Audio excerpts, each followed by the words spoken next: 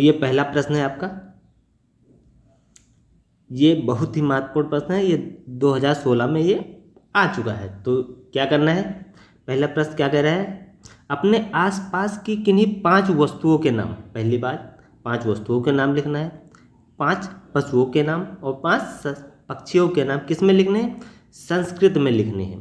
तो ये 2016 में पूछा जा चुका प्रश्न। तो आइए इसको सॉल्व करते हैं। पहले हम 5 वस्तुओं को देख लेते हैं। 5 वस्तुएं कौन कौन सी हो सकती हैं। पहला हो जाएगा आपका कमरा, जिसे हम कक्ष या कोष्ठ कहते हैं। दूसरा हो जाएगा, ये संस्कृत में ही था, कपड़ा। कपड़ा को संस्कृत में क्या कहते हैं, करपट। मेज को क्या कहते हैं संस्कृत में, लेखाधारा। और फिर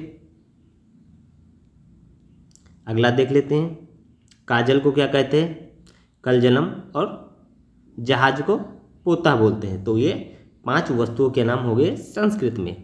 अब हम कहते हैं, आगे देख लेते हैं, 5 पशुओं के नाम देख लेते हैं। तो 5 पशुओं के नाम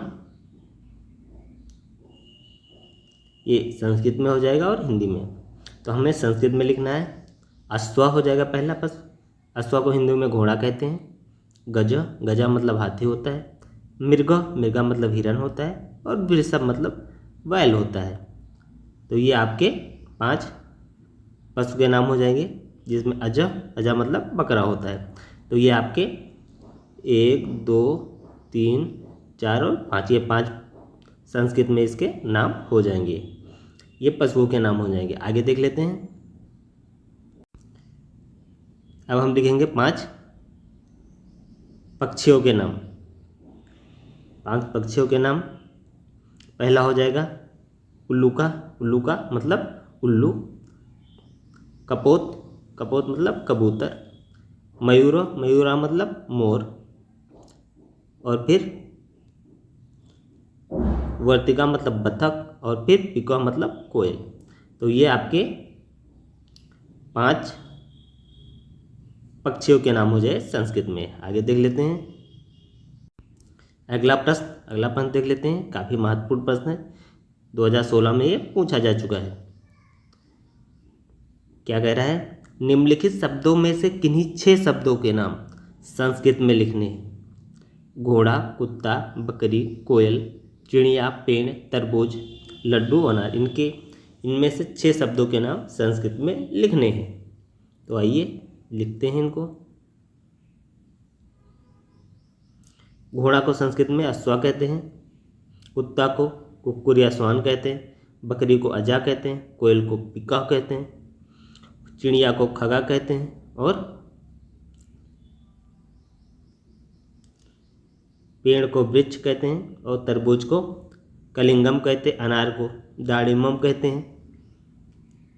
और आपका लड्डू को मोदकम कहते हैं। तो ये इनके नाम हो गए, सारे के सारे संस्कृत में नाम हो गए। तो ये काफ़ी महत्वपूर्ण प्रश्न 2016 में आ चुका है। अगला प्रश्न देख लेते हैं। ये भी काफ़ी महत्वपूर्ण प्रश्न है, 2017 में आ चुका है।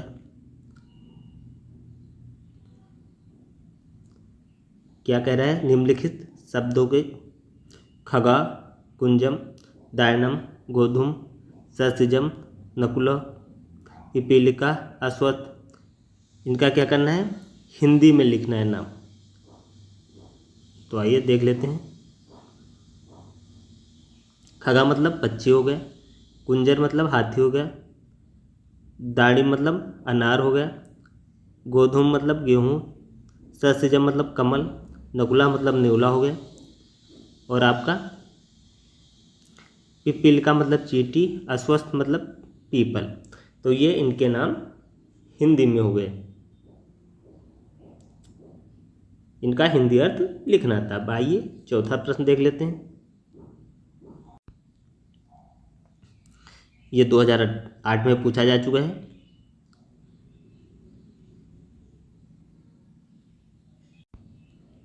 ये भी काफ़ी महत्वपूर्ण प्रश्न है, 2018 में पूछा जा चुका होगा। ये आपका 2018 का प्रश्न है। 2018 का काफ़ी महत्वपूर्ण प्रश्न है। ये क्या कह रहा है,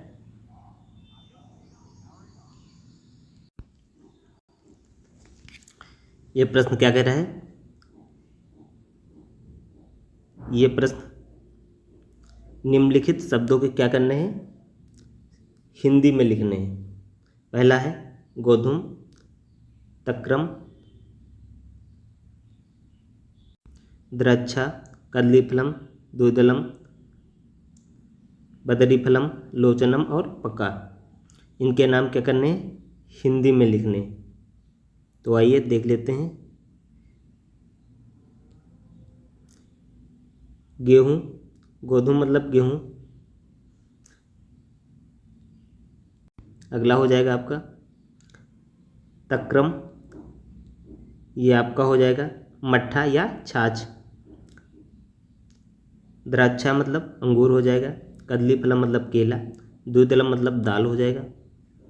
और फिर बदरी फलम मतलब बेर। लोचनम मतलब आँख। पक्का मतलब कीचड़। आइए अगला प्रश्न देख लेते हैं। क्वेश्चन नंबर 5 क्या कह रहा है? इनके नाम किस में लिखने हैं? निम्नलिखित शब्दों का अर्थ हिंदी में लिखिए। इनका अर्थ हिंदी में लिखना है, जिसमें है आपका पहला सस्का, द्राक्षा, वृषभा और चिक्रोड। सस्का मतलब खरगोश होता है, द्राक्षा मतलब अंगूर, वृषभा मतलब बैल और चिक्रोड मतलब गिलहरी होती है। तो ये 5 हो गया। आइए अगला देख लेते हैं। ये छठा प्रश्न है। ये आपका 2022 में पूछा जा चुका है। काफ़ी महत्वपूर्ण प्रश्न है। किन्हीं 4 फलों के नाम संस्कृत में लिखने हैं। तो आप कोई भी फल लिख सकते हैं। पहला हो जाएगा आपका अमृत फलम मतलब नाशपाती। दूसरा होगा लीचिका मतलब लीची।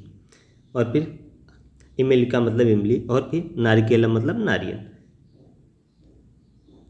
तो ये आपके 4 फलों के नाम हो गए संस्कृत में। आइए अगला प्रश्न देख लेते हैं।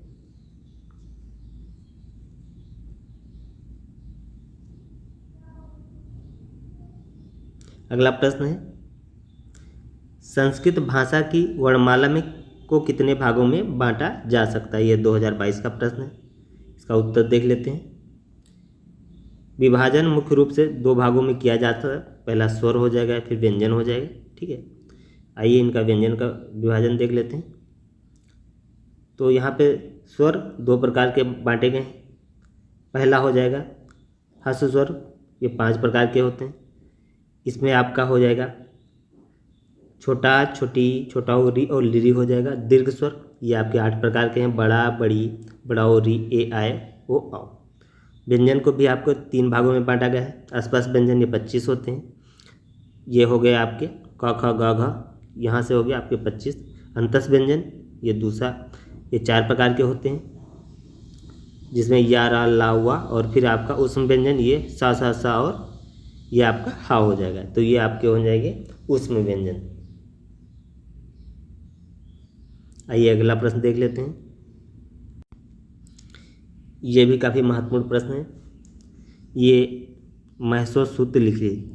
ये 2023 का पूछा गया प्रश्न है। तो आइए महसो सूत्र, ये पाणिनि महोदय ने दिया है। 14 महसो सूत्र होते हैं। तो आइए देख लेते हैं। पहला हो जाएगा आयूण, रिलिक, एओंग, एओज, हायोरट,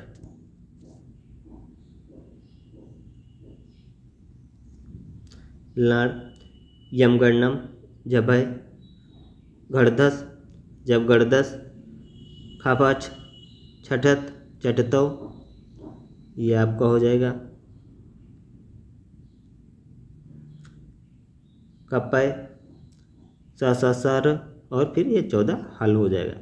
तो ये आपके 14 महसो सूत्र हो गए। तो हमने पूरा पहला चैप्टर आसपास की वस्तुएं, पशु पक्षी के नाम, ये चैप्टर हमने पहला अध्याय कंप्लीट कर लिया। हमने 3 पार्ट में इसको कर लिया है। पहले पार्ट में हमने एमसीक्यू किए, फिर दूसरे पार्ट में हमने अति लघुत्तरीय और फिर लघुत्तरीय प्रश्न को समाप्त किया। यदि आपने पहला दूसरा पार्ट नहीं देखा है तो जाके आप उसे देखिए। यदि आपको कोई दिक्कत होती है तो आप कमेंट के जरिए आप बताइएगा, और जाके पहला और दूसरा पार्ट जरूर देखें। तो इस वीडियो में इतना ही। जय हिंद, जय भारत।